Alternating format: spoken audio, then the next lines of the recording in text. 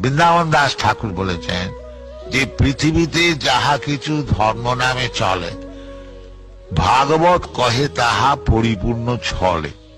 এই পৃথিবীতে যে ধর্ম নামে যেসব দেশ চলছে, যে আমাদের এই ধর্ম, আমাদের এই ধর্ম, এগুলি সব বঞ্চনা।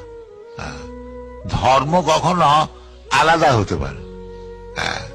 যেমন সোনা, সোনা যদি কেউ বলে এটা হিন্দু সোনা, এটা মুসলমান সোনা, এটা খ্রিস্টান সোনা, এ আবার হয় নাই।